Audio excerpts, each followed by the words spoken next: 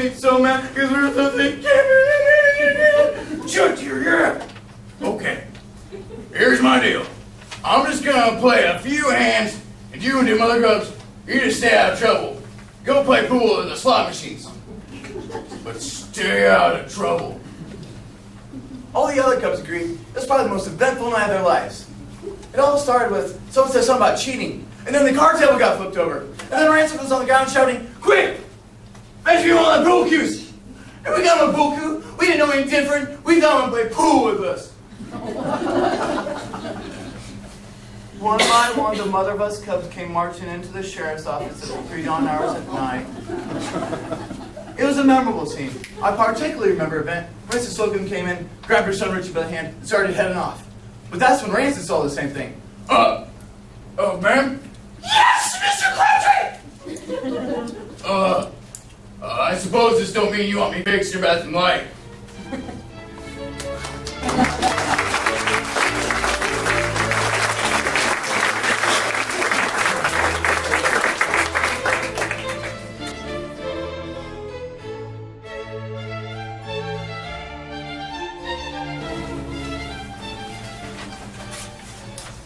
Shop till you drop. Is this your slogan? For many Americans, shopping has become an important pastime. But unfortunately, for about 60 million Americans, according to Mary Etheridge of the Akron Beacon Journal, shopping is not just a harmless pastime. For them, it is something much darker, an addiction.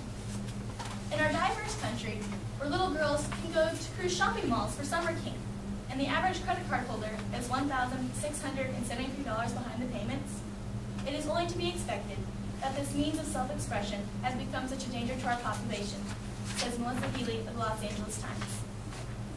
Those affected, often called shopaholics, use shopping to fill a void in their life, much like a drug addict uses drugs of their choice to improve their lives. Its technical term is oniomania. Oniomania is the medical term for the compulsive desire to shop, often referred to as compulsive buying, compulsive shopping, shopping addiction, or shopaholism.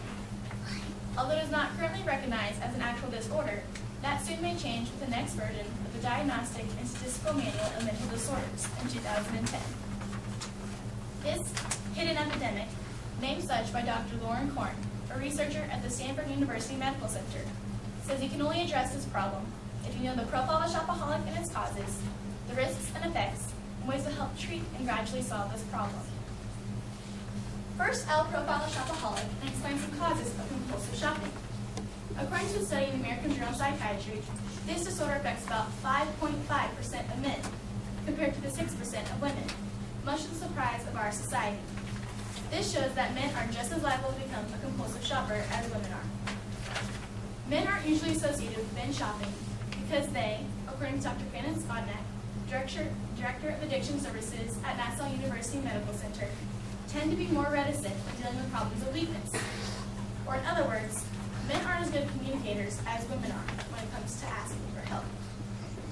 Men usually buy for things that enhance status, such as cars, shoes, colognes, or CDs, which makes them want to find a specific item. This usually makes them like a big game hunter. Instead of settling for small quarry, they don't stop hunting until they find that certain size prey. Anger, agitation, and elation are usually what cause them to go shopping. Now, when you think of shopaholism, you usually think of women. Experts think that why this affects women so easily is because women still make most of the family purchases, and shopping is considered a woman's practice. Of those who come forward to admitting they have an addiction, about 80% are women. Women tend to buy different things than men do. Gifts for other people, jewelry, perfume, or shoes are usually what are on their shopping lists. And depression and boredom are usually what send them to the mall. Another cause of compulsive shopping is emotional instability. According to a study in American Journal of Psychiatry, this affects about 6% of the population. University of Minnesota researchers say that those who suffer from this disorder often have one or more mental troubles, including high levels of low self-esteem and depression. They're also prone to feeling angry, hurt, bored, irritated, stressed, and fat. Another cause of this strong desire to shop is when it takes root in younger kids. This addiction starts in early adulthood around 18 to 21 years old. Youth have easier access to credit cards and are also getting their own source of income. Also, with the availability of e-commerce and television shopping channels, makes it easier for an addiction to take root. Children who are neglected or deprived in their childhood are also likely to have a strong desire to buy. Because they didn't have any care when they were younger, they use toys to make up for that lack of care, and are still using material possessions to compensate for that loneliness. They think that buying is okay to repress their issues. One very overlooked aspect of compulsive shopping is the severe consequences it can inflict on its victims. Many lose everything they own due to their own overspending. An example of one of these poor people is Doug G. Shoes, ties, colognes, bread makers. It wouldn't matter. I just had to buy. It took me out of my problems for a while, and it made me happy. Then, of course, I'd sink back into depression. Doug is not alone. Many other famous people have suffered from this state of mind, such as Marie Antoinette, Mary Todd Lincoln, and Princess Diana. Emotional consequences are part of the addiction also, such as disinterest, guilt, stress, and remorse. Now, since there are so many ways, causes, and risks connected to compulsive shopping, there's a big push for ways to help treat and gradually solve this problem. Experts think that anomania is much like alcoholism. It is harder to treat. Instead of just locking the addiction away, shopaholics have to learn how to control their spending, because money is their source, and that is used in everyday life. Donald Blythe, professor of psychiatry at the University of Minnesota School of Medicine and leading expert on shopaholism, summarized the thoughts of most solutions that experts think would work. These solutions include antidepressant medications and talk therapies. The first solution is antidepressant medications. These have been proven to be effective, as shown by those who were studied on said they did not feel the strong desire to buy, as much as they would if they had not taken the drug. The second solution are talk therapies. Heidi Harston, a Stanford researcher, applied 3 of these therapies to subjects. The first was cognitive behavioral therapy, which targets how people behave. The second was dynamic therapy, which deals with people's unconscious reasoning. And the third therapy was dialectical therapy, which targets people's motivation for buying things. All 3 therapies have proven to be effective, as shown by the 40% reduction in test scores for compulsive shopping, says Harston. Now, as you can see, anomania has potential to be one of the most destructive problems in our country and our world. Knowing the profile of a shopaholic, causes and effects, and ways to help treat this problem will help us in understanding it better and assist us in addressing it. To some, it may seem like an over-exaggerated issue, but to those affected, it is a terrible life to live, knowing you can't stop destroying your own life. As summed up by Dr. Lauren Horn, this is a serious problem that deserves our utmost attention.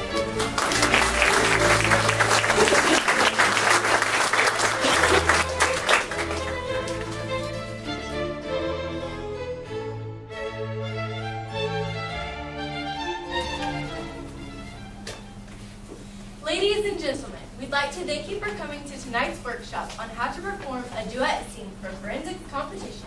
My partner and I placed first at the Tippecanoe and Tyler II high school tournaments last year. And proceeded on to preliminary rounds at district, Regionals, state, and we even watched the national.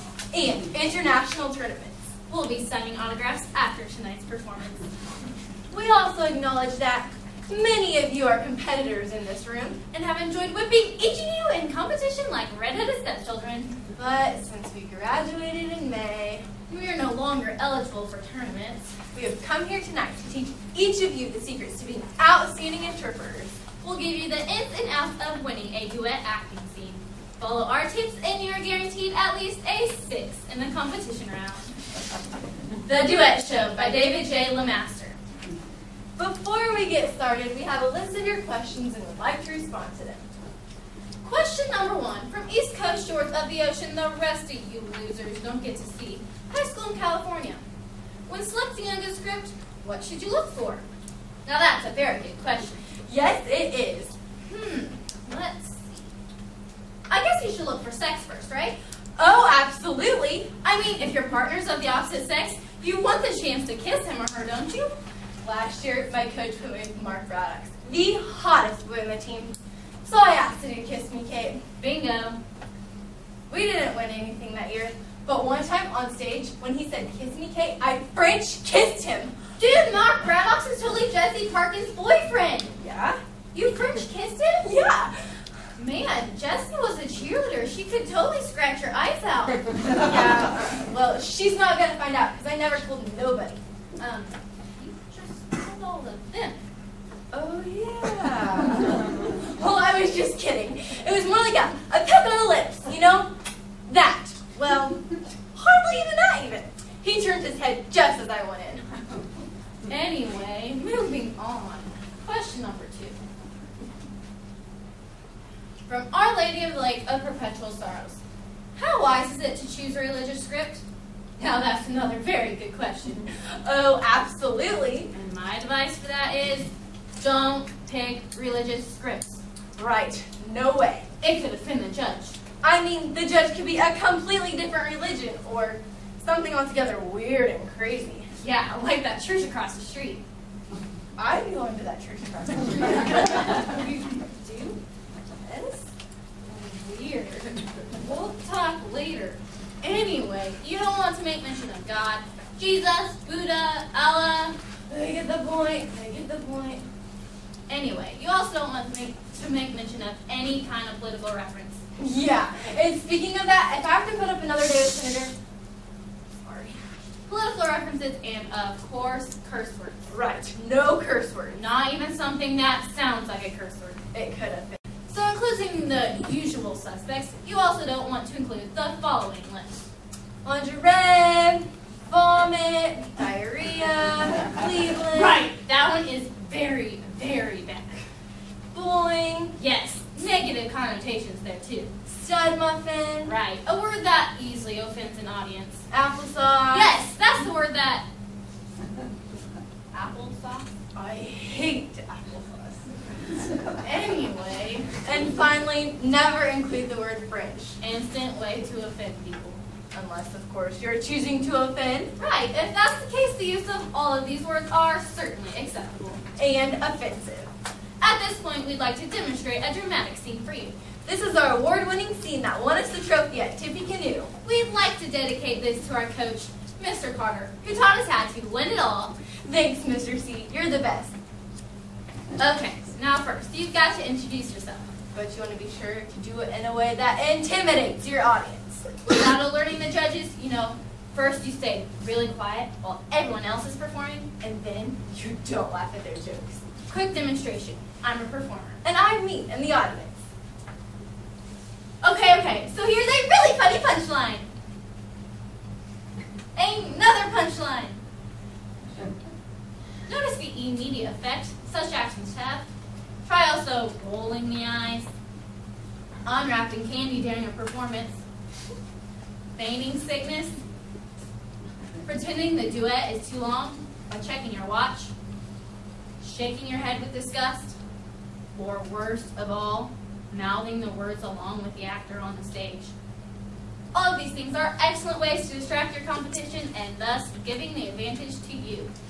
Once on the stage, intimidate your competition further by glaring into the audience prior to giving your name, putting on a smug look as if you know exactly how to win an event, and pretending to be humble as you introduce yourself. Thus, hello, my name is Jamie Smith, And I'm Pat Milson, Vicar Skolnikovaitis II. and we're doing The Duet Show by David J. Lemaster. At this point, turn your back on the audience dramatically, and then begin the scene by whirling and flinging yourself into character. Notice the intense look on the face, the harrowing expression as she sets the scene. Oh, the horrible, horrible world. Oh, the tragedies that have befallen me. Oh, woe, oh, woe, oh, woe. Also effective is the use of a drunken character.